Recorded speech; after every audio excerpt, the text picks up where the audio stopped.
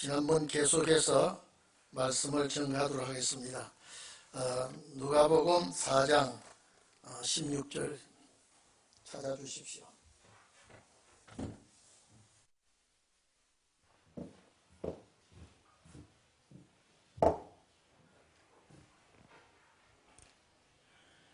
누가복음 4장 16절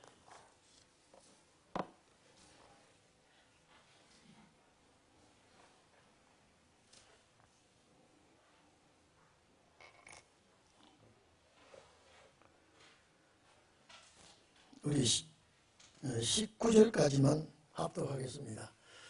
저 뒤에 안 보이시는 분들요, 흑판 가까이 볼 수 있는 데로 와주십시오.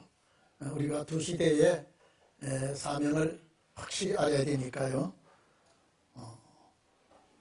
16절에서 19절까지 우리 다 같이 합독합니다.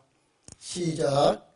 예수께서 그 자라나신 곳 나사렛에 이르사 안식일에 자기 규례대로 회당에 들어가사 성경을 읽으시려고 서심해 선지자 이사야의 글을 들이거늘 이렇게 기록된 데를 찾으시니 곧 주의 성령이 내게 임하시니 이는 가난한 자에게 복음을 전하게 하시려고 내게 기름을 부으시고 또 나를 보내사 포로된 자에게 자유를 눈먼 자에게 다시 보게 함을 전파하며 눌린 자를 자유케 하고 주의 은혜의 해를 전하게 하여 하시니라 하였더라. 아멘. 이사야 61장 다시 찾아주십시오. 이사야 61장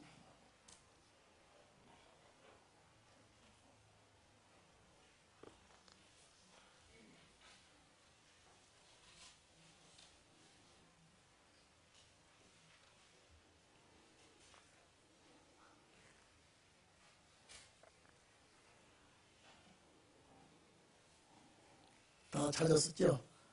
예, 우리 1절부터 3절까지 다 같이 합독합니다. 시작. 주 여호와의 신이 내게 임하셨으니 이는 여호와께서 내게 기름을 부으사 가난한 자에게 아름다운 소식을 전하게 하려 하심이라. 나를 보내사 마음 상한 자를 고치며 포로된 자에게 자유를 갇힌 자에게 노임을 전파하며 여호와의 은혜의 해와 우리 하나님의 신원의 날을 전파하여 모든 슬픈 자를 위로하되 무릇 시온에서 슬퍼하는 자에게 화관을 주어 그 죄를 대신하며 희락의 기름으로 그 슬픔을 대신하여 찬송의 옷으로 그 근심을 대신하시고 그들의 곧 여호와의 심으신 바 그 영광을 나타낼 자라 일컬음을 얻게 하려 하심이니라. 아멘. 여러분 이리 좀 봐보십시오. 율법 시대가 지나고 나면요, 이제 은혜 시대가 올 것을 말씀을 했고, 은혜 시대가 지나면 신원의 날이 올 것을 말했습니다. 그래서 오늘 우리에게는 그저 예수를 믿고 하나님의 자녀가 된 것 감사죠. 그런데 성경이 어떻게 이루어지느냐라고 하는 걸 우리는 알아야 됩니다. 그거 알지 못하면 주님의 나라를 조리 있게 전할 수도 없고 이것을 깨닫는데 상당히 어려움이 되고 있을 겁니다. 그래서 여러분 이제 이사야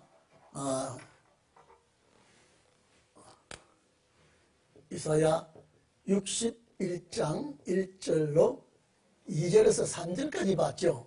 우리 읽었죠. 요 2절에서 3절까지 두 시대가 들어있습니다. 그런데 누가복음 4장 16절에 보니까 예수님께서 사탄에게 시험을 받으시고 이기신 다음에 저 나사렛에 가셔서 복음을 전파하죠. 회당에 들어가 가지고 이제 성경을 읽으시려고 딱 하니까 책을 주니까 이사야 61장 기록된 말씀을 딱 열고 읽으실 때에 1절부터 쭉 읽으시면서 2절 상반절에 딱 와가지고 은혜의 해를 전하게 하려 하시는 책을 그 뒤에 계속 우리가 읽었죠. 은혜의 해 그까지만 주님이 딱 스톱해 버렸습니다. 자, 그래서 지난번에 말씀드렸듯이 은혜의 해 예수님이 여기까지만 딱 읽고 책을 덮어버렸죠. 왜 그랬을까? 시간이 바빠서 그렇지도 않으시고 책이 그게 읽으시다가 또 찢어졌거나 떨어져서 그러시지도 않았을 텐데 왜 은혜의 해를 딱 읽고 덮으셨나 이 말이에요. 그 다음에는 여기 보면요, 우리 하나님의 신운의 날을 전파한다 그랬습니다. 그렇죠? 그러면 은혜의 해와 신운의 날을 전파할 것이다 일어났단 말이에요. 그런데 예수님이 읽으시면 2절 다 읽으시지 왜 은혜까지 와가지고 스톱해버리냐 이 말이에요. 그러면 예수님 오신 목적이 1차 오신 목적이 뭐냐면 이 복음 역사입니다. 이것 때문에 오셨어요. 여기는 아직도 이루어질 말씀이 아니에요. 그래서 주의 종들이 이렇습니다. 이루어진 말씀을 증거하는 그런 종이 나오게 되었습니다. 이루어진 일을 증거하는 종. 그래서 이루어진 일, 그래서 자, 이 앞에는 율법시대죠. 율법시대는 하나님의 이스라엘 백성을 어떻게 역사하시고 인도하시느냐 하신 것을 말씀해 주셨는데 이 율법시대에서 이 두 시대를 말할 때에 이제 은혜시대는 예수 십자가 피로 이루어진 것을 증거하는 시대라 이 말이죠. 자, 그러면 두 시대를 증거해야 되는데 두 시대를 증거해야 주님이 오시게 되어 있습니다. 두 시대요. 그래서 이 두 시대를 증거하려고 하니까 예수님 시대는 아주 신운이라는 뜻은 원수 갚아준다는 말씀이에요. 기독교가 이날까지 피해를 입고 환난을 당하고 억울하게 죽임을 당하고 감옥에 가고 막 이 고통을 당했던 그 원한을 갚아주는 날들이 오게 되는데 그것을 신운의 날이라고 한다. 자, 그럼 우리가 지금 여기서 보니까 은혜시대는 전파되죠. 정확하게. 뭐 남아있습니까?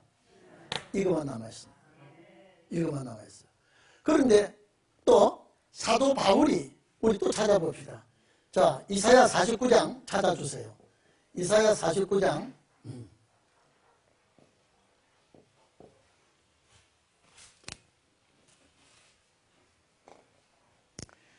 자, 이사야 49장 좀 찾아주십시오.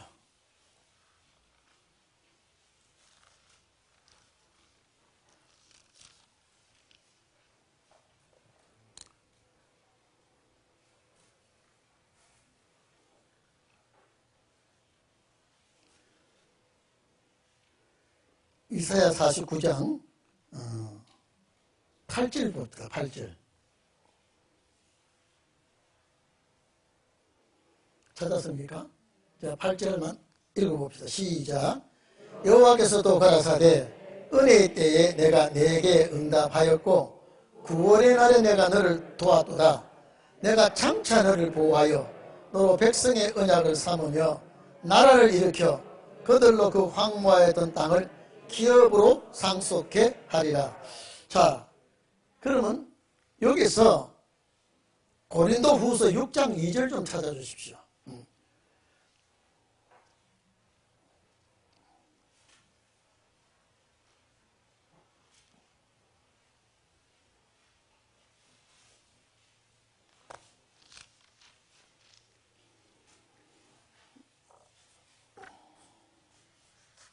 고린도후서 6장 자 1절부터 보겠습니다. 앞으로 여러분들요 우리가 신운의 날이 오면 이걸 전해야 돼요. 전해야 되기 때문에 우리가 딱 시대에 내가 여기에 속해서 자, 그러면 사도들이 예수님의 제자들이죠. 은혜 시대에 속한 사람이에요. 자기들이 사는 시대에 이루어질 말씀을 가지고 전파했거든요. 그럼 우리는 앞으로 이루어질 말씀을 우리는 또 알아야, 그 사도들은 은혜 시대의 종들이라 이 말이죠. 율법 시대에서 은혜 시대로 바뀔 때. 그러면 우리는 은혜 시대에서 신은의 종들로 쓰임 받아야 돼요. 우리는 쓰임 받는 일꾼이 되어야 되기 때문에. 그래서 6장 고린도후서 6장 2절에 보면 시작. 우리가 하나님과 함께 일하는 자로 너희를 권하노니 하나님의 은혜를 헛되이 받지 말라 가로사대 내가 은혜 베풀 때에 너를 듣고 구원의 날에 너를 도왔도다 하셨으니 보라 지금은 은혜 받을 만한 때요 보라 지금은 구원의 날이로다. 자, 아멘. 자, 이를 좀 봅시다.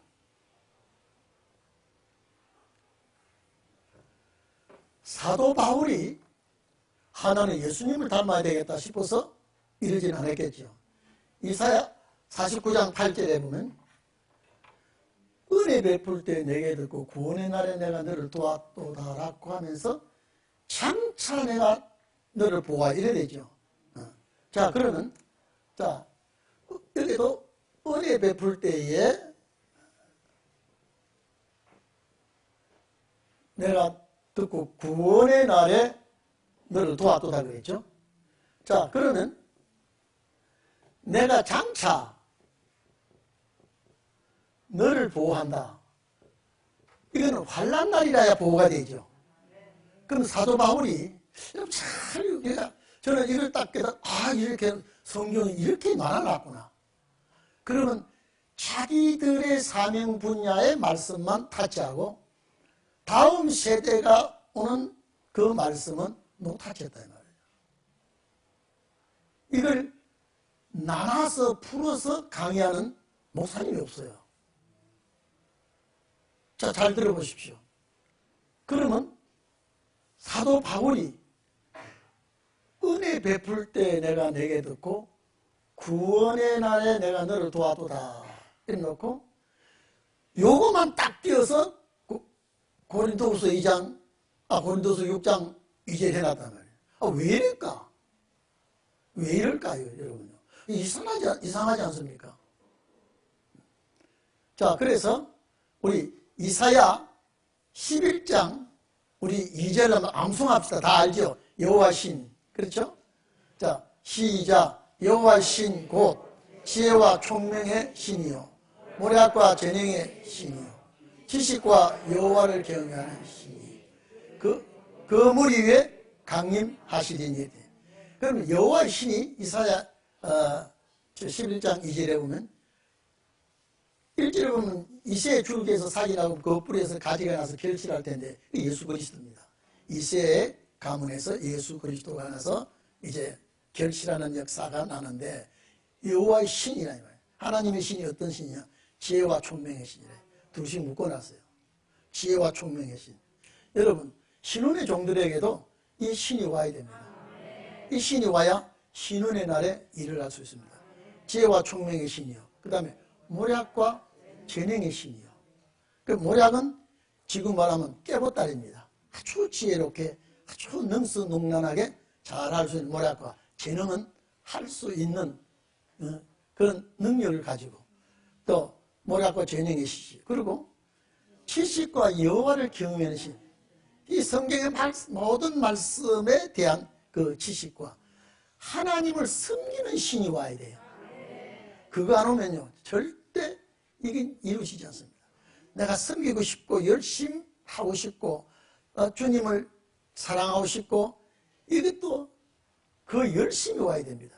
그래서 예수님에게 그 신이 임하시니까 보는 대로 듣는 대로 판단하지 않냐고 심판이 들어옵니다. 바로 그 신을 예수님에게 말씀하시고 이제 심판이 들어올 때 모든 악과 불의를 심판하시고 나니까 이 세상이 어떤 세상이 오느냐? 죄가 없는 세상이 오니까 거기는 어린아이가 독사의 구멍에 손 넣고 사자가 자, 소처럼 풀을 뜯어먹고 거기는 큰 맹수가 없고 정말로 아름다운 나라가 올 것이다라고 그렇게 되어 있습니다. 그래서 오늘 우리도 정말로 나로서는 안 됩니다. 내가 할 수 있습니까? 안 돼요. 할 수가 없어요. 그래서 여호와의 신, 하나님의 신이 마지막 여러분에게 임하기를 바랍니다. 이 신이 와야 돼요. 이 신이 와야 되고 또 지혜와 총명의 신이 우리에게 임해야 되고 모략과 모든 능력, 할 수 있는 재능의 신이 와야 되고 또 모든 말씀의 지식이 그 신이 와야 되고 하나님을 섬길 수 있는 그 열심도 우리에게 와야 됩니다.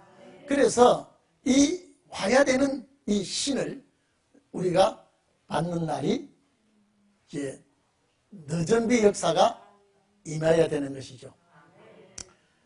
자, 그래서 예수님도 은혜해라고 하는 이 말씀에 와서 그쪽에 잘 보이냐? 네? 보여요? 여기 보여요, 이게? 안 보이지? 화면 보여요? 실내 그쪽에 보이냐, 실내야? 화면으로 봐. 자, 그러면 보세요. 우리 백장로님 이분이 참 잘했습니다. 제 백장로님에게 이런 역사가 임하기를 바랍니다. 네? 왜냐하면 우리가요, 이 역사가 안 오면 마지막 역사를 못합니다. 악한 사탄과 싸울 수가 없어요. 자, 예수님도 4장 1절 이하에 보니까 사탄과 싸우고 이기고 난 다음에 역사가 시작됐죠. 우리 똑같습니다. 사탄이 우리를 넘어뜨리기 위해서 별의별 수단을 다 가지고 미혹하고 공격할 때에 우리가 사탄을 이겨야 되는 거예요. 사탄의 그 모든 모략과 모든 그 악랄한 그 계계를 우리는 이길 수가 없지만은 우리 주님이 이길 수 있도록 해 주셔야 됩니다. 오늘 지방에 계시는 분들도 정확하게 이 말씀을 이해할 수 있었으면 좋겠어요. 그래서 자, 분명히 이 은혜의 전파만 예수님이 딱 띄어서 해당에 있는 분들에게 말씀하시고 이것을 남겨놓은 것은 신은의 날이 오기 전에 이걸 열면 안 되기 때문에 그 시대를 딱 끊어놨습니다. 그런데 이제 은혜 시대가 전파되고 난 다음에는요, 이제는 교회가 다시 또 어두워져요. 교회가 어두워져요. 아예 교회 나갈 맛이 없어지고 뭐 교회 나가나 마나 그냥 성도의 삶이 그냥 해져 버립니다. 그런데 이 코로나 때문에 세계 교회가요 만 나태해져 버렸습니다. 세계 교회 이 코로나 때문에요. 이거는 아마 신혼의 역사가 일어날 징조가 아니겠나. 교회 나가봐도 재미가 없고 말씀 판나 들어봐도 거기서 거기고 뭐 진보가 없어요. 근데 신혼의 날이 딱 오면요 이제 그리스도의 말씀 역사가 오게 됐습니다. 그래서 은혜 시대 때 모든 지금까지는 이루어진 말씀대로 이루어진 것을 증거하는 시대라면은 여기는 말씀대로 이루어진 걸 보니 이루어질 말씀도 정확하게 이루어지겠구나. 신혼의 날을 전파하면 시온에서 슬픈 자를 위로해 준다 이 말이에요. 왜 슬퍼지습니까? 왜 어려움이 있었습니까? 오실 주님을 기다리니까 상당히 심신이 피곤하고 여러 가지 어려움이 여러 가지 제약이 많습니다. 그걸 위로해 주고 원수 갚는 날이 신혼의 날이 온다고 했기 때문에 주님은 이 문제를 노타치했습니다. 손을 대지 않았어요. 사도 바울도 내가 장차 너를 보호하여 백성의 언약과 황무하였던 땅, 여러분 이 죄악 세상이 황무한 땅이에요. 얼마나 세상이 악하고 불의가성한지. 오늘도 저 중앙일보에 보니까요, 우리 세계 자살이 1인데 부모가 죽으면서 자녀를 내가 없으면 참 정말로 오늘 여러분 신문 보실 수 봐보세요. 정말로 가슴 아프더라고요. 내가 죽으면 이 새끼를 어떻게 하겠느냐. 이 세상에서 내가 이 새끼를 두고 내가 죽으면 이 새끼를 누가 길러주겠느냐. 그래서 이 새끼들을 고생시키지 않기 위해서 내가 데려간다라고 하면서 새끼들 다 죽여버리더라고요. 그리고 내가 죽어요. 그래서 신문에 제발 그러지 말아라. 새끼 생명을 끊는 거는 내가 아주 악한 범법자라고 그러고, 만약에 그런 부모들이 죽는 한이 있더라도 새끼를 데리고 죽지는 말아라. 그걸 그런데 예를 몇 군데 드러났는데 정말로 가슴 아프더라고요. 이 애들이 무슨 죄가 있습니까? 애들이 아무 죄가 없는 애들을 죽이고 부모들이 죽더라고요. 이걸 정부에서 말려야 되겠다. 이것을 이 교육을 시키고 해야지. 첫째 자살을 막아야 되고, 둘째는 자녀를 죽이고 내가 죽는 그 부모들의 그 잘못된 인식을 제발 국가 차원에서 이것을 고치는 일을 하자면 안 된다. 기사가 너무 가슴 아픈 제목이 너무 가슴 아파서 쭉 다 읽어보니까요. 참 어쩌면 이런 악한 시대에 자기 생명을 이렇게 끊는 이런 일이 우리나라가 세계에서 1등이 되어가고 있는가, 정말 가슴 아프더라고요. 만약에 그런 사람들에게 이제 앞으로 좋은 시대가 온다고, 신원의 날이 온다고 하면은 그런 사람들에게 소망을 집어이어 줘야 되지 않겠나, 이런 생각이 들더라고요. 그래서 주님과 바울은 자기 은혜 시대 때의 말씀만 딱 인용을 하고 사용을 하고 나머지는 우리에게 넘겨준 거예요. 이 바톤을요. 그 십자가 보면 예수 믿읍시다, 예수 믿읍시다라고 하는 여기는요, 아무 조건이 없습니다. 아무 조건이 없어요. 그래서 믿으면 돼요. 믿으면 돼요. 자, 그러면 이 역사에서 여러분 보십시오. 이제 여기서 쭉 끊고, 이 역사에서 이제 하나님께서 사도들을 통한 역사할 때 요엘서 2장 28절을 그들에게, 어부들에게 세상에 때 묻은 그 심령, 그 마음을 닦아서 성령을 부어주어서 세계 만방에 복음 역사를 했습니다. 복음 역사에. 이게 은혜시대 성령이에요. 그리고 여기는 신혼의 날에도 우리 이대로 가면 안 돼요. 못해요. 약한 세상에 어떻게 됩니까? 못합니다. 그래서 우리에게도 요엘서 2장 29절 말씀을 주는 거예요. 내가 또 그런다. 내가 또. 응? 여러분, 내가 또라 그러면 제가 장로님한테 돈을 10,000원을 오늘 빌렸어요. 그 다음날 장로님 10,000원 좀 또 뭐라고 합니까? 어제 빌려 목사님 가수님 갚지도 않고 뭐라고요? 또 이거는 반복이에요. 그래서 내가 또, 자 28절에는 모든 육체라 그랬습니다. 모든 백성이에요. 그래서 오순절 마가다락방에 성령 임할 때에 누구든지 예수님을 믿고 죄를 고백하고 죄용섬을 받고 이럴 때에 성령이 임해서 회개가 됩니다. 그래서 모든 육체에게 성령이 임하게 되는데, 여기는 모든 육체라 그러면 남녀, 노소 아무 관계없습니다. 모든 육체. 그런데 여기 요엘서 2장 29절에 모든 육체가 아니고 남종들, 원어에는 복수입니다.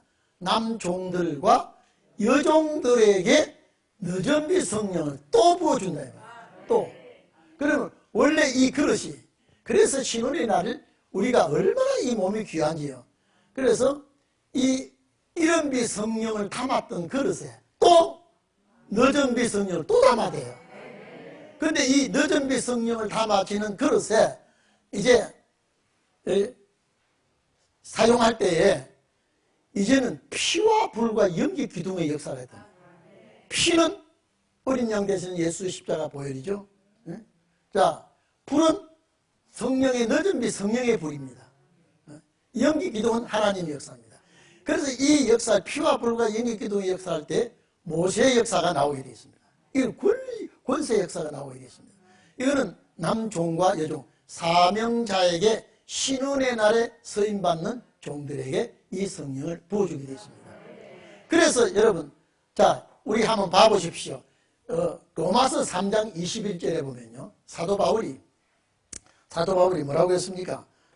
한번 읽어주십시오. 로마서 3장 21절. 아마 율법 외에라는 말이 나올 거예요. 로마서 3장 21절에. 이제는 율법 외에 하나님의 의가 나타났으니 율법과 선지자들에게 증거를 받은 것이다. 예. 거기까지 봅시다. 그 뒤에 주가면 예수를 믿음으로 구원 얻는다는 말이 나오는데, 이제는 율법 외에, 예? 여러분, 이제란 말은 뭡니까? 이제는 이제 은혜 시대가 왔다 이 말이거든요. 율법 시대가 아니에요. 그래서 율법 외에 하나님의 한 의가 나타났으니 이 진리 역사잖아요. 근데 이것이 하늘에서 뚝 떨어진 것이 아니라 율법과 선지자들에게 의해서 나온 말씀이라 이 말이죠. 그럼 사도 바울은 어느 시대 종입니까? 어느 시대 종이에요. 율법 외에 하나님의 의가 나타났으니 이제는 예수 그리스도를 믿음으로 말미암아 구원을 얻는 것이다 이랬단 말이죠. 사도 바울이, 왜냐면 여러분 사도 바울은 율법 시대 아주 골똘한 사람입니다. 가말리엘이라고 하는 유명한 학자 밑에서 율법 교육을 받은 사람이에요. 세상의 율법은 하나님께서 주신, 모세를 통하여 주신 우리 민족의 법전이에요. 이것을 틀 것이라도 잘못하든지 바꾸든지 이것을 가지고 인용을 하든지 이러면 내가 죽여버릴 거야. 그러면서 바울이 율법에 반대하는 자들, 율법에 조금이라도 털 것만큼이라도 건드리는 자들은 내가 용서치 않겠다면서 대제사장의 공문을 받아가지고 저 다메섹으로 국경을 넘어서 예수 믿는 사람 잡아 죽여 들어갔어요. 바울이요. 다메섹 근처 가다가 하나님이 벼락불을 때려버렸습니다. 정오의 빛보다 더 밝은 빛을 아주 눈에다가 빛을 버리니까 시력이 가버렸어요. 어이구 이게 뭡니까? 사울아 사울아 네가 핍박하던 예수다 그랬습니다. 이게 웬일입니까? 그래서 다메섹으로 찾아가서 이 예루살렘에서 성령 받아가지고요 막 기뻐서 물물 교환도 하고 막 서로 예배드리고 자꾸 이러고 있으니까 성령 준 것은 너희들만 가지고 있으라고 준 것이 아니라 유다와 사마리아 땅 끝까지 복음을 전파하라고 했는데 전파하고 기뻐 뛰면서 성령의 감사함으로 막 하니까 그만 그 사람들에게 핍박이 몽둥이가 들어왔습니다. 막 잡아 죽이니까 삽시간에 퍼져서 저 각 지역으로 갈라디아, 비두니아, 막 고린도 양사방 담에서 도망가서 이제 예수 믿으니까 바울이 이 사람을 잡아러 가는 거예요. 내가 도저히 하나님을 욕되게 하고 율법을 회방하는 사람은 잡아서 죽여야 하나님의 뜻을 이루는 줄 알았어요. 그게 하나님 앞에 충성인 줄 알았어요. 그래 가다가 예수님이 사울에게 발목을 잡아버렸습니다. 그래서 바울이 사울이 그때 아나니아라는 사람한테 가서 기도를 받습니다. 그래서 눈에 비늘 같은 게 뚝 떨어지고 있는데 눈이 열렸어요. 그대로 바로 아라비아를 갑니다. 아라비아에 가서 하나님 앞에 자기 잘못을 다 고백하고 예루살렘에 베드로를 만나러 옵니다. 그래서 바울이 이제 내가 율법이 제일이요 율법을 어기는 자는 내가 하나님을 대적하는 자라 알고 이렇게 예수 믿는 사람을 공격하고 예수 믿는 사람을 죽이러 가고 이랬는데 이게 잘못했구나. 철저히 하나님 앞에 그걸 회개하고 이제 예수 믿는 사람을 죽이러 가다가 죽음을 각오하고 예수 믿는 사람이 되어버렸습니다. 완전히 패턴이 바뀌어버렸습니다.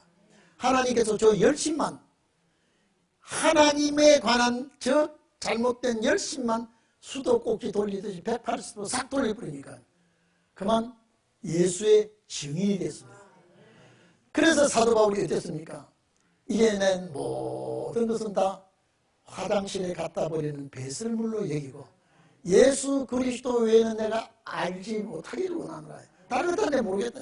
예수만 나를 내가 전하는 자가 되겠다. 그래서 이제 완전히 탈바꿈이 됐습니다. 이제 율법에서 벗어나 버렸습니다. 우리 세상적으로 말하면요, 사도 바울은 예수 만난 바람에 신체 조진 사람이에요. 자, 로마 시민권이 가지죠. 로마 시민권은 우리 미국 시민권보다 더 셉니다. 아주 경제적으로 아주 부유하지요. 자, 율법 학자지요. 학문을 심취하고 연구한 사람이죠. 그런데 예수님 딱 만나고 나서는요, 모든 세상 거 다 버려버렸습니다. 오직 예수만 알기를 맹세를 하고 이제는 예수 주기로 쫓아다니던 그 발걸음이 예수 이름 전하로 다니는 자가 바울입니다. 그래서 율법 외에 이제는 우리는 율법만이 제일인 줄 아는데 율법만 제일이요 율법을 어긴 자는 이건 하나님의 대적자요 몹쓸 사람으로 취급했는데 이제는 율법은 죄를 깨닫게 하는 것밖에 안 된다. 율법 외에 하나님의 한 의가 진리가 나타났다. 그러니까 율법교회 제사장 서기관들이 보니까요 하루아침에 바울은 미친 사람이에요. 아니 율법이 최고요 예수 믿는 사람은 이건 하나님의 대적자요 몹쓸 이단으로 생각했는데 아니 이것이 바뀌어가지고 하루아침에 뒤집어져가지고 예수 믿는 이 일의 앞잡이가 되어버렸다는 말이에요. 그래서 율법교회 종교계 모든 지도자들이 바울을 죽이려고 합니다.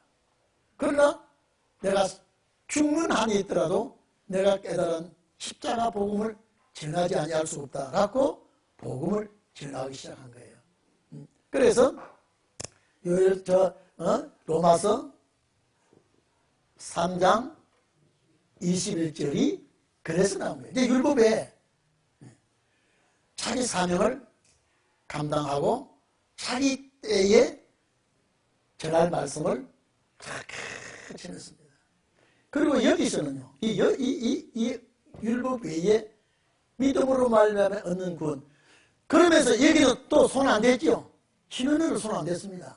그리고 이제 로마서 10장 9절에 이제 다른 거 아무것도 필요 없어. 마음으로 믿고 10장 9절에 로마서 10장 9절에 마음으로 믿고 또 뭐라 그랬습니까? 예수를 하나님의 아들로 시인을 하면 자 구원을 얻을 것이다. 10절에도 또 그래 놨죠. 10절에도 이제는 예수를 하나님께서 죽은 자 가운데서 살린 것을 마음으로 믿으면 구원을 얻는다. 그 10장 13절에 가면은 누구든지 주의 이름을 부르는 자는 다 구원을 얻으리라. 바울이 이 역사에 선두주자가 됐습니다. 어떻습니까? 확실하죠. 그래서 한편 강도가 십자가상에 못 박혀 죽을 때에 두 강도가 예수님을 보고 막 욕했습니다. 비판하고 욕하고요. 그런데 그 중에 하나가 우리는 죄값을 인하여 죽지만은 이분은 아무 죄도 없는 분이다.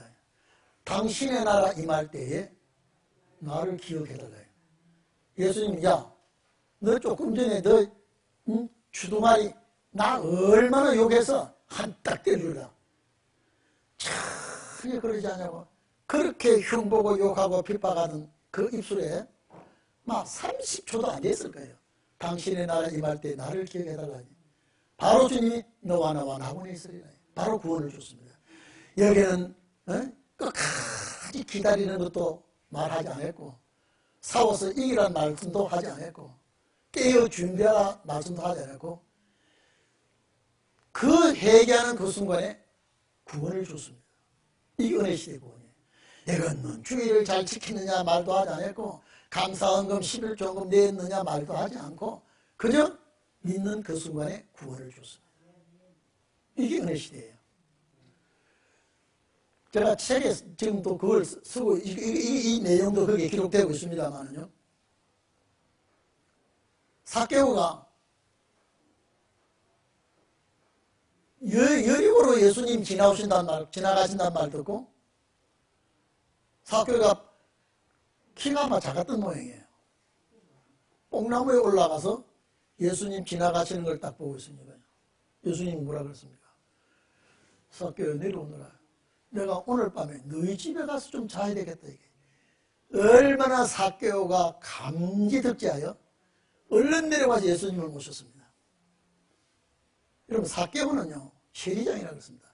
아주 로마의 앞잡이에요. 아주 유대인에게 세금을 많이 부과해가지고요. 유대인들이 아주 세리라 그러면요 아주 머리를 쩔쩔 흔듭니다. 그런데 삭개오는 세리장이에요. 근데 예수님을 딱 전접하고 뭐라 합니까?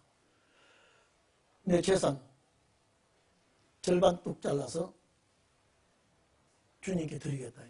복음 사역에 쓰시겠다. 아마 역사에 최고 헌금마이 한 분이 삭개오일 거예요. 그리고 또 내가 남을 못 살게 했거나 토색하니 사기치기나 몹쓸 짓을 했다면 내가 4배나 변상하겠다 그랬습니다. 왜? 삭개오는 뭐 만지는 사람이에요? 돈 만지는 사람이에요. 백성들을 괴롭히거나 백성들의 재산을 착취하고 빼앗은 일이 있다면 4배나 갚겠습니다 라고 하니까 예수님이 야, 이 집에 구원이 오고 있구나 그러지 않고 이 집에 구원이 왔다 그랬습니다. 즉시 그러면서 예수님이 뭐라고 했습니까? 이 자도 아브라함의 자손이다 그랬다. 왜? 회개하는 걸 보니까 하나님의 백성이 회개 안 한 죄를 안 짓는다는 것이 아니라 이게 죄악세상이라 보는 것이 죄요 듣는 것이 죄요 내가 판단 잘못해서 생각 잘못해서 또 죄를 지을 수 있습니다. 그래서 죄를 지은 죄를 은폐하고 감추고 하는 것이 아니라 주님 앞에 고백하고 죄를 자복하는 것 보니까 이건 아브라함의 자손이다. 그 자리에서 예수님이 그렇게 말해줬습니다. 여기 은혜 시대예요. 죄를 회개하면 구원이 이루어지는 것, 하나님의 자녀가 되는 것. 그래서 은혜 시대에 이 말씀은 예수를 나에게 알게 하고 그 십자가 피를 믿게 하고 그것을 내가 주님 앞에 고백하면 구원을 얻는다 그랬습니다. 이게 은혜 시대입니다. 막 성경을 몰랐다 하는 것도 따지지 않고 하나님의 계명을 지키라 이런 말씀도 없고 그저 옛날에 우리나라 그러잖아요. 난 놓고 기억자도 모른다. 낫이 기억자니까요. 성경을 몰라도 창세기가 신약 성경인지 요한복음이 구약 성경인지 이것도 모르고 예수만 믿으면 돼요. 민숙이는 민 선생이 지은 것 같지 말해도 예수만 알면 구원이 이루어지는 거예요. 그런데 여기 신운의 날이 올 때는 달라집니다. 여기는 깨어 있으라, 이겨라, 준비해라. 전부 다 여기는 조건이 있습니다. 기다려라. 이 조건이 다 붙어 있습니다. 그러니까 우리가 자 여기서 두 시대가 나오죠. 근데 성경을 같이 붙여놨어요. 오늘 시대와 신운을 붙여놨죠. 자, 장차 지금 이사야 49장 8절에도 은혜의 때 내가 내게 듣고 구원의 날에 내가 너를 도와주다 놓고 내가 장차 너를 보여. 붙어져 있는 성경이 많습니다. 그런데 그걸 딱 띄워보니까요. 200년도 아니고 한 2000년 텀이 벌어진 일이 있다 이 말이죠. 그래서 우리는 이제 신운의 날이 오기 때문에 우리는 성경 말씀을 알아야 되게 되어 있습니다. 그래서 예수님이 오셔서 모든 비유는 두 시대를 얘기했습니다. 모든 비유는요. 예수님의 비유 중에 하나는 여기에 속하게 되어 있고 은혜 시대의 말씀으로 속하게 되어 있고 하나는 신혼의 날의 말씀으로 속하게 되어 있습니다. 그러니까 이 마태복음 13장 14절에 보면요, 멸망으로 인도하는 문은 넓고 길이 아주 넓어서 찾는 자가 참 많다. 자, 여기는 육체 멸망 영혼 구원입니다. 그 다음에 생명으로 인도하는 문은 좁고 협잡해서 찾는 자가 적다. 두 가지 문이 있다. 이 말이에요. 두 가지 길이 있어. 제가 성경 이 말씀을 깨닫기 전에는 제가 늘 말씀하셨죠. 넓은 길은 안 믿는 사람이고 좁은 길은 믿는 사람이라 그랬는데, 안 믿는 사람은 길도 없어요. 안 믿는 사람은. 요한복음 14장 보면 내가 길이요 진리요 생명이라고 그랬죠. 예수님 자신이 길이에요.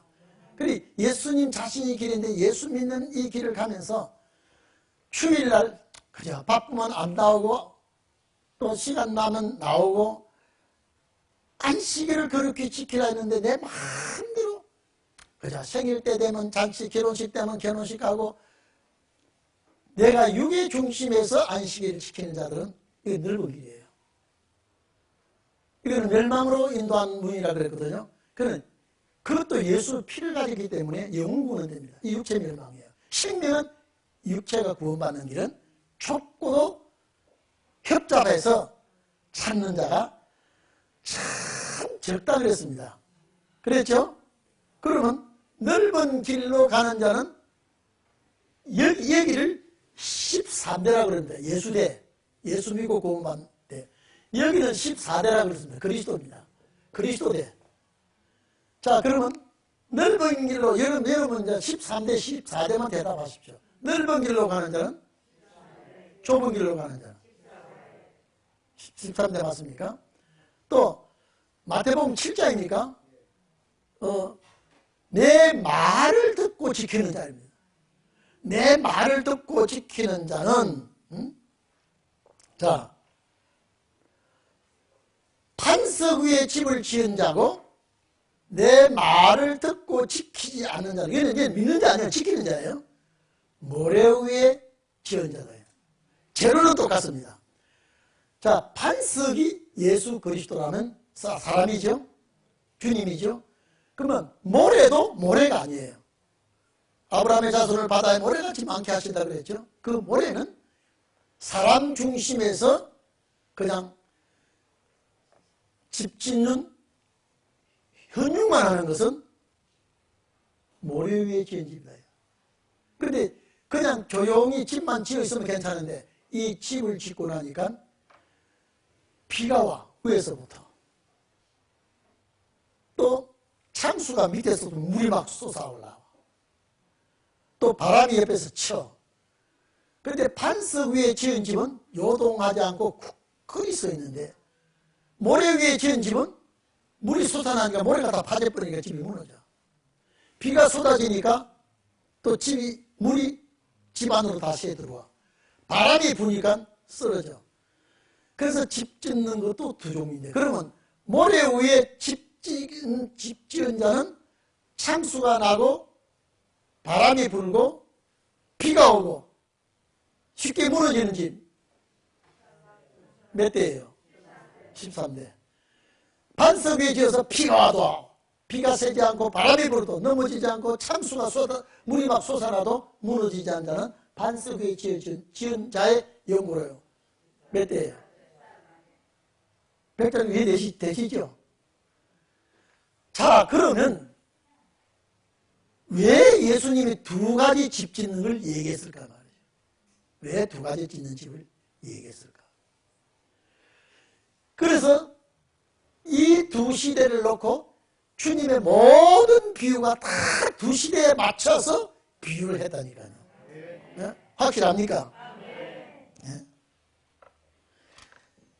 그래서 모래 위에 지은 집, 지은 자의 집, 반석 위에 지은 자의 집, 나눠지죠. 나눠지고 되어 있습니다. 마태복음 7장 21절에 보세요. 주여 주여 하는 자마다 천국에 들어가지 못하고 내 아버지 뜻대로 행하는 자에 들어가다 그랬죠. 그러면 자, 아까 로마서 10장 9절 13절에 마음으로 믿어 의에 이르고 입으로 시인하여 구원을 얻는데, 마음으로 믿어도 구원받는데, 주여 주여 했는 입으로 불렀죠. 마음으로 믿은 것도 아니에요. 그런데 안 된다 이 말이에요. 왜? 내 아버지의 뜻대로는 말씀이에요. 두 가지예요. 자, 그러면 얼마나 이 신혼의 날의 역사가 중요한지. 자, 아까도 말씀드렸죠. 여기는 믿는 그 순간에 구원이 이루어집니다. 그렇죠? 여기는 끝까지 기다려야 돼요. 얼마나 기다려야 됩니까? 끝까지라는 거예요. 주님 오실 때까지, 세상 끝날까지 내가 살아있는 동안 기다리는 자가 구원을 얻으리라. 그러면 여기에 예수 믿는 그 순간에 얻어지는 구원은 영원 구원이에요. 여기는 영과 육의 구원이에요. 성경에 기록한 목적은 영과 육의 구원이에요. 성경이 없을 때도, 성경이 기록하지 않았을 때도 영원 구원이 이루어진 겁니다. 노아가 구원받았죠. 네? 노아 이전에, 자, 아브라함도 성경 없을 때입니다. 그럼 왜 성경을 우리가 이렇게 해가지고 우리에게 들려주었느냐? 이거는 영과 육의 구원을 얻기 위해서예요. 영과 육이 얻는 구원은 일반 구원이 아니라 큰 구원이에요. 그래서 히브리서 2장에 이 큰 구원은 흘러 떠내리 가지 않도록 하라 그랬어요. 영원 구원은 절대 노타치입니다. 영원 구원은 내 속에 예수 피가 들어왔으면 절대 빠져나가지 않습니다. 어떤 부족한 것이 있어도 영원 구원이 이루어집니다. 심지어 제가 늘 얘기하죠. 고린도전서 5장에 애비 아내를 취한 놈이 있어. 이거는 이방인 중에도 없는 죄라 그랬습니다. 그런데 아무리 경고해도 회개하지 않아요. 회개하지 않으니까 뭐라 그럽니까? 사도 바울이 그 자를 사탄에게 내어주었어요. 사탄이 허락을 받았어요. A라는 사람을. 그러면 물에 빠져 죽이든지 사고로 죽이든지 병으로 죽이든지 이거는 말 안 했어요. 사탄에게 내어주었어요. 육신은 멸하고 이 육신 죽입니다. 그 영혼은 주 예수의 날에, 주 예수의 날이 언제입니까? 천년 안식시대, 무궁시대 들어가기 전에 백보자 심판 때 구원을 준다 그랬습니다. 그렇게 영원 구원은요. 예수 피만 속에 있으면 개떡같이 예수를 믿었다 해도 영원 구원이 이루어집니다. 그런데 이 큰 구원, 이 큰 구원은 영과 육의 구원입니다. 이것은 잘못하면 뺏길 수 있다 이 말이에요. 그래서 흘러 떠내리 가지 않도록 해라. 그 씨 뿌리는 비유를 말할 때 마태복음 13장에 길가에 떨어진 씨, 독작밭에 떨어진 씨, 가시밭에 떨어진 씨, 옥토에 떨어진 씨. 그런데 다 씨가 떨어졌는데 여러분 예수 믿는 거는 가시밭도 아니고 옥토도 아니고 저기 그 독작밭도 아니에요. 그냥 예수 믿는 여기는요.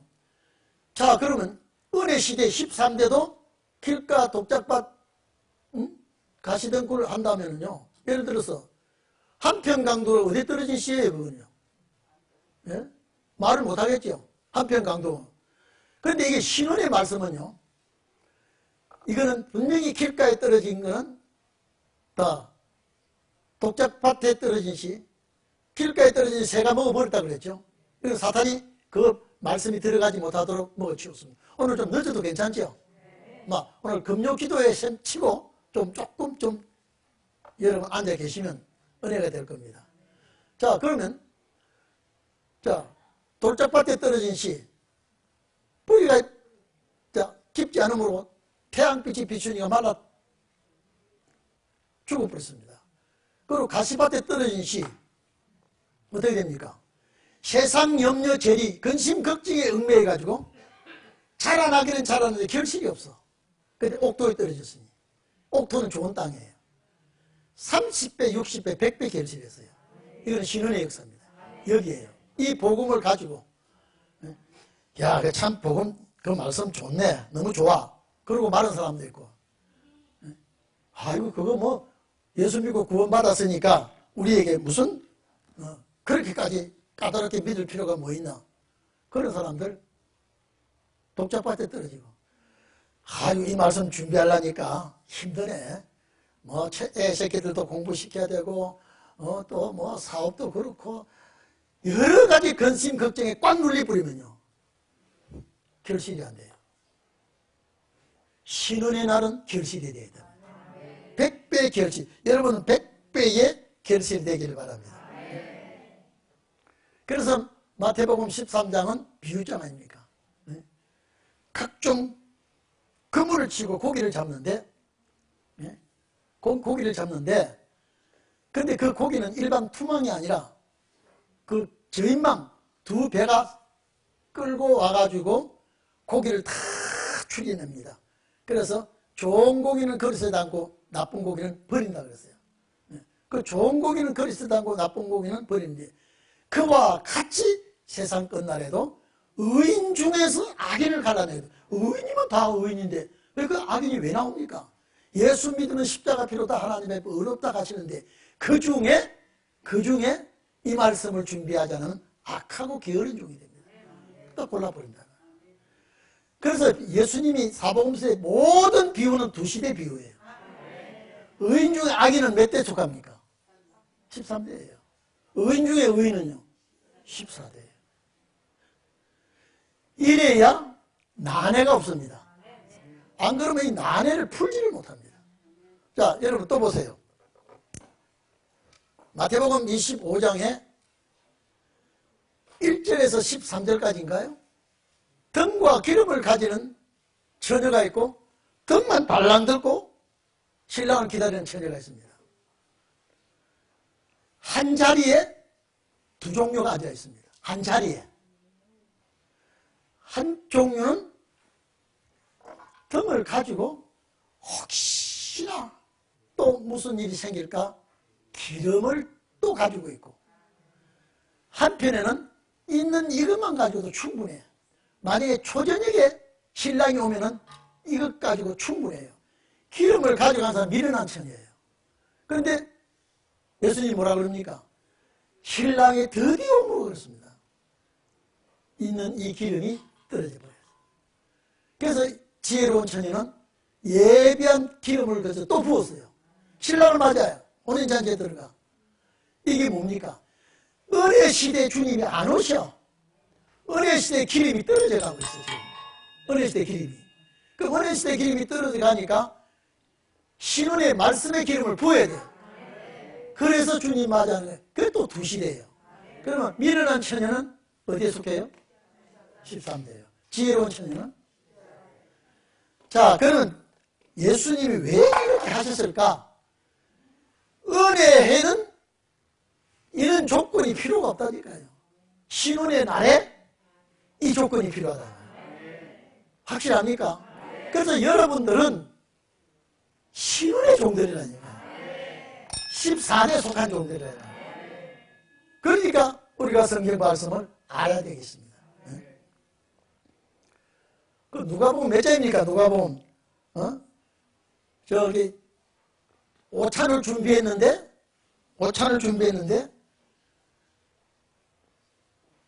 일꾼들을 보내서 잔치에 오라고 막 했는데 안 와.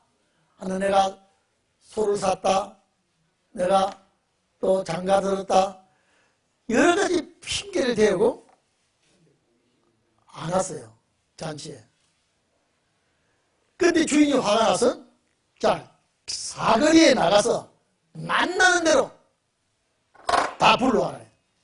그래서 다 만나는 대로 불러오니까 잔치집에, 그 마태복음 22장입니까? 네, 마태복음 22장에 그 혼인집 잔치에 그게 나옵니다. 자, 그러면 시간을 흘러서 오찬이 석찬이 됩니다. 그렇죠? 석찬은 세상 끝날입니다. 저녁 어두울 때입니다.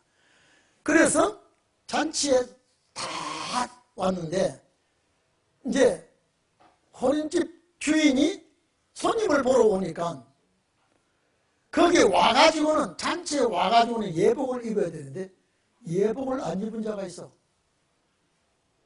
뭐 안 맞았든지 귀찮았든지. 그래서 뭐라 그럽니까? 저 예복을 입지 아니한 자를 사관들에게 명령합니다. 결박해서 바깥에 내어 던져버려요. 환란이에요.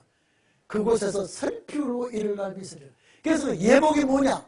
예복이 뭐냐? 주님 맞이할 옷입니다.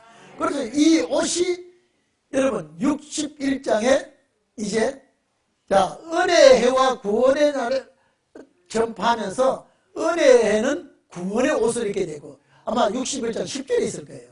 여기에 입는 옷은 구원의 옷이에요. 구원의 옷. 자, 그 다음에 자 구원의 옷과 의의 겉옷. 겉옷은 신랑을 맞이하는 겉옷입니다.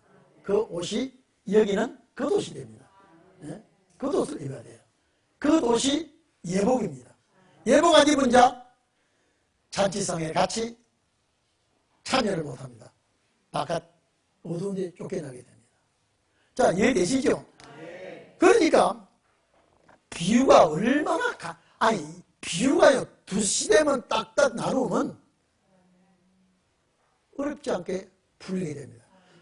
자, 여러분 풀 수 있다 없다 이제?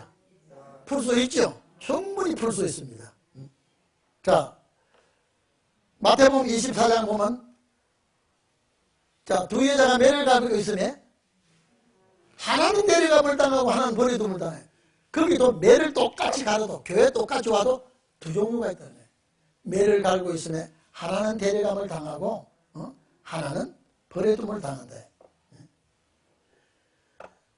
자, 두 여인이 밭에 있으며 이것도 마태복음 24장 41절에 있습니다. 두 여인이 밭에 있으며 하나는 데려가고 하나는 버려. 왜 데려가면 둘 다 데려가지? 왜 하나는 데려가고 하나는 버려둡니까? 하나는 준비된 자요, 하나는 준비 안 된 자요. 예수님이 이렇게 말씀하고 계십니다. 그 다음에 마태복음 25장 14절부터 쭉 보면요. 이제 주인이 먼 나라로 가면서 타국에 가면서 5달란트, 2달란트, 1달란트를 주고 떠났어요. 오랜 후에 돌아와서 회개하려고 하니까 5달란트는 쭉 쪄서 장사해서 10달란트를 남겼어요. 주인의 즐거움에 참여하라고 칭찬하고 참 착하고 충성된 동화. 적은 일에 충성하였으면 많은 것으로 갚아주겠다고 하면서 주인의 즐거움에 참여하라고 했습니다. 2달란트도 또 2달란트를 남겨서 또 주인의 즐거움에 참여하겠습니다. 1달란트 받은 자는 그대로 가지고 있었습니다. 하나도 장사 안 했어요. 그러면서 말이 많습니다. 당신은 악한 자요, 심지 않은 데서 거두는 자요. 주인이 그럽니다. 내가 그런 줄 몰랐느냐. 차라리 너 그것을 은행에다가 맡겨두었다면 이자라도 나올걸. 저 악한 종을 결박해서 바깥 얻어두는데 내가 쫓으라고 그랬습니다. 그러면 1달란트 받은 자, 2달란트 받은 자, 5달란트 받은 자 다 기독교인이다 아니다? 기독교인이에요. 비유는 이방인이 없습니다. 다 기독교인 안에 두 종류입니다. 자, 맞습니까? 열머나도 마찬가지입니다. 열머나 누가 보면 19장 20절 이하봐 열머나도예요. 열머나 다 똑같이 주는데 한 사람은 한 머나를 가지고 10머나를 남기고 또 한 머나는 5머나를 남기고 그 달란트가 똑같은 비유입니다. 달란트는 큰 돈을 맡긴 비유고요. 10머나는 적은 돈 맡긴 비유입니다. 그런데 한 머나로 10머나를 남기고 또 한 머나는 또 5머나를 남기고 또 한 머나는 그대로 가지고 있다가 주인한테 시비를 겁니다. 자, 그 사람은 바깥에 내어 쫓김을 당합니다. 그러면 하나님의 백성이라도 충성한 자가 받는 축복과 충성하지 아니하고 게으름 피우다가 환난 당하는 자가 다르다입니다. 자, 그러면 여러분 이거 또 보세요. 이쪽에는 전부 다 환난 당하는 자지요. 그래서 마태복음 25장에 이제 마지막 비유입니다. 자, 세상 끝날에 양과 주님 오실 때에 양과 염소를 나누겠다. 원래 양과 염소는 같은 겁니다. 양은 오른편에 염소는 왼편에. 오른편에 있는 양에게 창세로부터 예비한 여러분요. 창세로 하나님 이 우주를 만들 때부터 예비한 나라가 있는 이 사람들에게 주려고 예비한 나라가 있는데 이 나라를 상속받으라. 내가 줄일 때 먹을 걸 주었고, 아플 때 돌아봤고, 목마를 때 마실 것을 주었고. 이러니까 오른편 양이 아이고 언제 그랬습니까? 내 아플 때 옥에 갇혔을 때 다 네가 돌아봤. 내가 그러지 못했습니다 라고 하니까 적은 일에 충성한 자는 큰 것에도 충성한다 그러면서 장세로부터 예비한 나라를 맡기고, 왼편 염소에게 사탄과 그의 사자들을 위하여 예비한 영영은 꺼지지 않는 불에 들어가라. 너는 목마를 때 마실 것도 주지 아니하였고, 배고플 때 먹을 것도 주지 아니하였고, 아플 때 돌아보지도 아니하였고, 옥에 갇힐 때 와보지 않았다. 내가 언제 안 그랬습니까? 다 했더니 적은 일에 충성하지 않는 자는 큰 것에 충성하지 않았다 하면서 심판받는 불에 집어던져 버렸습니다. 자, 그러면 은혜시대 충성과 신혼의 날의 충성이 다릅니다. 양과 염소가 그렇습니다. 충성을 했어요. 그래서 은혜시대 충성은 주의 이름으로 귀신도 쫓아내고, 주의 이름으로 선지자 노릇하고, 주의 이름으로 모든 것을 행해나이다 하니까 주님 뭐라 했습니까? 나는 너를 도무지 알지 못하더라. 왜? 귀신 쫓아내고, 우리 신학교 다닐 때는요, 귀신 쫓아내고 병자 고치고 선지자 노릇하고, 이게 전부 다 거짓 선지자가 이단들이 했다고 그러는데요. 아니에요. 주의 이름으로 병자 고치면 주의 이름으로 영광이에요. 주의 이름으로 선지자 노릇했다면 주님이 영광이에요. 그 뭐냐? 병 고치고, 자, 또 귀신 쫓아내고 선지자 노릇해도 말씀 준비하지 않았다는 것 때문에 이 예언의 말씀을 준비하지 않았다는 것 조건 때문에 불법을 행한 자예요. 여러분, 율법시대 율법이 합법이에요. 은혜시대가 왔을 때에 은혜시대를 막 부르짖으면, 율법시대에서 합법이 은혜시대에 와서 예수 십자가 피를 믿는 이것을 중심할 때는 율법을 들고 나오는 그 율법주의자는 불법이에요. 용서하지 않습니다. 그러면 신은의 날이 올 때는 말씀 준비해요. 말씀 준비해야 되는데 큰 예수 믿읍시다. 무조건 예수 믿읍시다. 병자 고치고 방언하고 예언하고 귀신 쫓아내고 주의 종 선지자 노릇하고, 그것 가지고는 이 축복을 받을 수 없다 이거예요. 딱 둘씩 나눠집니다. 어떻습니까 여러분요? 제가 억지로 갖다 붙이는 것 같아요. 육가 원칙에 맞아 떨어지는 것 같아요. 그러니까 예수를 믿어도 두 종류, 하나님 앞에 예배를 드려도 두 종류, 이렇게 쭉 나눠지는데, 그래서 여러분 이제 이걸 예수님의 이 비율을 쭉쭉쭉 올라가니까 쭉 올라가지고, 왜 뭐냐면 은혜와 신은의 날이 나오더라 이 말이에요. 얼마나 정확합니까? 자, 옆 사람하고 인사합시다. 당신은 반드시 신은의 종입니다. 시작. 이게요, 여러분, 이게 보통 사건이 아닙니다. 이게 보통 문제가 아니에요. 그저 예수 믿다가 구원받고 천당 간, 예수 믿고 구원받고 천당 간다는 거, 천당은 낙원이에요. 천국은 영혼들이 가는 곳이 아니에요. 지금 현재 천국은 지금 비어있어요. 비어있어 지금. 왜? 우리들이 갈 곳이 천국이에요. 지금 죽으면 전부 다 낙원이 아니면 음부 가는 밖에 없어요. 고린도전서 5장에 그 사람은 육신은 죽이고 영혼은 그 예수의 날에 구원한다 그랬죠. 그 육신을 죽일 때 회개도 안 했어요. 어디 갈까요? 음부에 갑니다. 음부에서 구원받아 나올 자가 있습니다. 음부에서. 낙원에서 지옥 갈 자는 없습니다. 낙원에 간 자는요. 음부에서는 구원받을 자가 나옵니다. 한편 강도와 같은 사람. 그러니까 여러분 봐보십시오.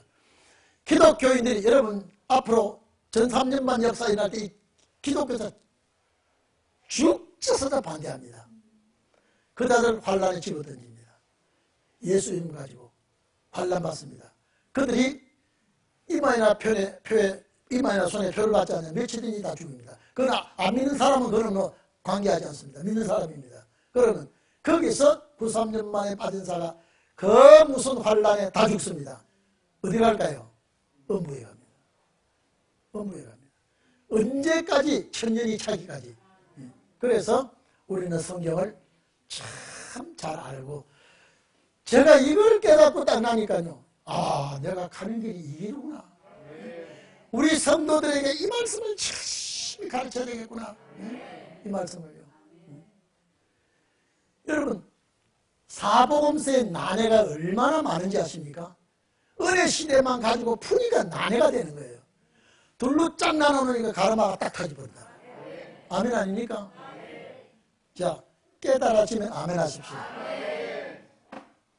이게 우리 동행교회의 말씀을 가리키는 포인트입니다. 우리 다 같이 옆 사람하고 손잡고 기도합시다. 하나님, 신혼의 역사를 꼭 주시옵소서. 신혼의 역사를 받아야 되겠습니다. 다 같이 기도하겠습니다. 고마우신 아버지 하나님,